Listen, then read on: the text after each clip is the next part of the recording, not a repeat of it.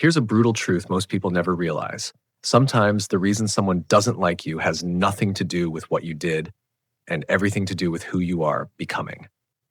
Have you ever walked into a room, maybe the office, the gym, a group hangout, and you felt it instantly? Everyone's smiling, laughing, vibing, and then you show up and one person's energy drops. No eye contact, no warmth, no reason, just cold. And your mind starts doing what it always does. You replay every conversation. You wonder if you were too loud, too confident, too quiet, too much. You start shrinking without even realizing it, changing your tone, holding back your ideas, softening your personality, just to keep things peaceful. But let me ask you something. What if you're not the problem? What if you're just the reminder? Because here's what nobody tells you. When someone is insecure, your happiness can feel like an insult. Your confidence can feel like a threat. Your growth can feel like you're leaving them behind. And instead of dealing with that pain inside themselves, they aim it at you. In this video, I'm going to show you the 5 behaviors people share when they secretly resent you for no real reason. So you can stop taking it personally, stop doubting yourself, and learn how to move through spaces with calm power. Not arrogance, not revenge, just real peace. Because the moment you understand what's actually happening, they lose the ability to mess with your head. Let's break it down, because once it gets into your head, it doesn't stay small. It follows you home. You're driving back from work with the radio on, but you're not even hearing the music. Your hands are on the wheel and your mind is somewhere else, replaying that moment, the way they looked right past you, the way their smile showed up for everybody else, then vanished when it was your turn. And it's never the obvious stuff that breaks you. It's the quiet stuff. It's the, hey, good morning, you say with a normal voice, and the silence that comes back. It's the group chat where everyone gets a reaction, a laugh, a little lull, and your message just sits there like it never existed. It's the meeting where you finally speak up and somebody changes the subject like you didn't open your mouth at all. So you start doing what most good people do. You look inward. You ask yourself, was I rude? Did I come off arrogant? Am I annoying without realizing it? And that's where the real damage happens, because the pain isn't just, they don't like me. The pain is, I don't even know who I am anymore when I'm around them. You start editing yourself. You smile a little less. You talk a little softer. You become easier. You become smaller, not because you want to, but because your nervous system is trying to protect you from rejection. That's human. In Buddhism, there's a simple truth. Suffering doesn't always come from the event. It comes from the attachment. The mind grabs onto uncertainty and says, I need to fix this. I need to understand this. I need to make it stop. So you overthink, you reread, you rehearse conversations in the shower like you're preparing for a trial. And the wild part is, most of the time, that person isn't even thinking about you the way you're thinking about them. They're just carrying their own discomfort, and you happen to be the mirror that triggers it. But you're the one paying the price. Your confidence takes a hit. Your peace starts leaking. You walk into rooms already tense, already bracing, already wondering, what version of me is safe today? And listen to me, if that's been happening to you, I need you to hear this clearly. You are not too sensitive. You are not too much. You are not broken. You're just awake. You're noticing energy. You're feeling what's real. Now, let's talk about the patterns that reveal what's actually going on, so you can stop doubting yourself and start moving with calm power again. Start moving with calm power again. And the first step is seeing the truth without flinching. Because when someone hates you for no reason, there is usually a reason. It's just not the reason you think. Most people assume, I must have done something. But the deeper truth is, you might simply be standing too close to what they're avoiding inside themselves. You ever notice how some people are fine, completely fine, until you show up happy? Not fake happy, not loud happy, just peaceful. You walk in with a quiet confidence. You don't beg for attention. You don't chase approval. You're just grounded. And something about that makes them tighten up. Their smile turns stiff. Their tone changes. Their body leans away like your presence is too heavy. That's not because you're annoying. That's because you're a mirror.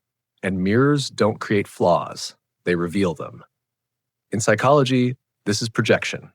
but you don't need a textbook to understand it. You've felt it. Your success highlights what they haven't done. Your discipline exposes their excuses. Your emotional maturity shines a light on their chaos. Your confidence reminds them of the version of themselves they gave up on. So instead of sitting with that discomfort, instead of practicing, healing, learning, growing, they choose something easier. They choose blame. They turn their internal pain into your external problem. In Buddhism, there's an idea that suffering comes from ignorance. When the mind can't see clearly, it creates stories. And an insecure person will create a story where you're the villain because that story protects their ego. It's like they're silently saying, "Who do you think you are? Why do you get to feel good? Why do you get to shine while I'm still stuck?" But they won't say it out loud. They'll punish you with energy, coldness, avoidance, dismissal, little digs that don't leave fingerprints. And here's free your mind. Here's what will free your mind. This isn't personal hatred. It's personal comparison. They don't hate your personality. They hate how they feel about themselves when you're around. And once you understand that, you stop negotiating with their mood. You stop shrinking to make them comfortable. You stop offering your light like it's something you need permission to have. You realize, I'm not here to be liked. I'm here to be real. Now let me show you the 5 signals that reveal this pattern immediately, so you can recognize it fast and protect your peace. Here are the 5 signals. Sharp, simple, and once you see them, you can't unsee them. Signal 1, they're warm with everybody except you. You'll watch them light up for the whole room, laughing, joking, asking people about their weekend. Then you walk in, and it's like someone turned the temperature down. The smile disappears, the vibe gets tight. They suddenly have to go grab something. That's not social anxiety, that's selective coldness, and it's meant to make you feel like you don't belong. Signal 2, they avoid eye contact like it burns. You say something normal, nothing deep, and their eyes slide away. Phone, wall, ceiling, anything but you. In a group, they'll make eye contact with everyone else, but when you speak, they go blank. Eye contact is connection, it's acknowledgement. Refusing it is a quiet way of saying, you don't get access to me. Signal 3, they erase your presence in conversations. You share an idea in a meeting. Silence. No reaction, no follow-up. Then 5 minutes later, someone else says the same thing, and suddenly they're like, oh my gosh, yes, that's brilliant. And you're sitting there thinking, I literally just said that. That's not a misunderstanding. That's social invalidation. It's an ego move. If they give you credit, they have to admit you matter. Signal 4, they talk about you in that slick, slippery way. Not direct insults, more like fog. They seem nice, I guess. I don't know, something feels off. Or they're doing a lot. It's soft poison, just enough to plant doubt without leaving evidence. This is how insecure people attack from a distance, because don't have a real reason to come at you face to face. Signal 5, your wins make them uncomfortable. You share good news, promotion, weight loss, a new opportunity, even just a moment of happiness, and their energy drops. They force a smile, they change the subject fast, or they minimize it like, oh, that's cool, I mean, it's not that hard, right? That reaction tells you everything. They don't see life as abundance, they see it as competition. And here's the key, don't hate them back, don't get pulled into their karma. Just observe. Because when someone keeps showing you these signals, the lesson is clear. It was never about you being unlikable. It was about you being unshakable. Now let's talk about what to do when you're dealing with someone like this without losing your peace or your power.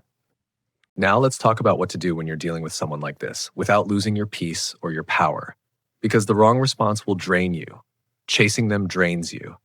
Explaining yourself drains you. Trying to prove you're a good person drains you. And the more you chase, the more they feel powerful. So here's the 3 steps. Quiet confidence. Calm, but not weak. Step 1, name it. Silently. The moment you feel that coldness, don't spiral. Don't personalize it. Just label it in your mind like a Buddhist monk watching the weather. This is insecurity. This is projection. This is not my karma. Because when you name it, you stop becoming it. You stop letting their energy borrow space in your head rent-free. You don't have to hate them. You don't have to diagnose them out loud. You simply see clearly. And clarity is power. Step 2, limit access without drama. A lot of good people think boundaries have to look aggressive. They don't. Sometimes a boundary is just less of you. You stop oversharing. You stop giving them front row seats to your life. You keep it polite, but you don't keep it personal. It's a simple, hey, how's it going? And you keep walking. It's a calm smile with zero need for approval. It's choosing peace over performance. In Buddhism, there's non-attachment, not because you don't care, but because you refuse to cling to what harms you. That's what you're practicing here. Step 3, stay visible. Don't shrink. This is the part that changes your life. Because the moment you dim your light to make insecure people comfortable, you start abandoning yourself. So keep speaking, keep showing up, keep doing great work, keep laughing with the people who actually love you. Not loudly, not to flex, just naturally. Like someone who belongs in the room because you do. And if they act weird when you win, let them. Their discomfort is not your responsibility. Your job is to stay in alignment with who you are. You're allowed to be kind and protected. You're allowed to be confident and humble. You're allowed to grow even if someone else can't handle it. So breathe. Hold your center. Walk in peace. Because when you stop feeding their insecurity with your attention, that's when you truly become untouchable. That's when you truly become untouchable. And I know that word can sound cold, untouchable, but I don't mean numb. I don't mean closed off. I mean centered. I mean you stop letting other people's insecurity write your identity. Because here's the biggest lesson in all of this. You don't need everyone to like you. You need to stay loyal to who you are. Some people will never clap for you. Not because you're wrong, but because your growth makes them feel exposed. Your peace makes them feel restless. Your confidence makes them feel small. And instead of rising up, they try to pull you down. But that's their path, their karma, their lesson. Your lesson is different. Your lesson is learning how to walk through life without begging for permission to exist. In Buddhism, we talk about right view, seeing things clearly. And when you see clearly, you stop suffering twice. You stop getting hurt by the situation. And then hurting yourself with the story you created around it. So if someone is cold with you for no reason, don't punish yourself. Don't shrink. Don't over-explain. Don't chase their approval like it's oxygen. Take a breath and remind yourself, I'm not here to be chosen by everyone. I'm here to be true. Keep your heart soft. Keep your boundaries strong. Stay respectful, but don't self-abandon. Stay kind, but don't make yourself small. Because when you stop trying to win over people who don't want to understand you, you save your energy for the people who actually do. And that's where your life gets lighter, your mind gets quieter, your confidence comes back. If this message hit you in a real way, do me a favor. Drop a comment with the word peace so I know you're choosing yourself. And if you've ever dealt with someone like this, share your story down below. You might help someone feel less alone. And if you want the next video, I'll teach you 7 calm, powerful sentences you can use when someone throws shade at you, without being rude, without being fake, and without losing your class. Take care of your heart, stay grounded, and keep shining.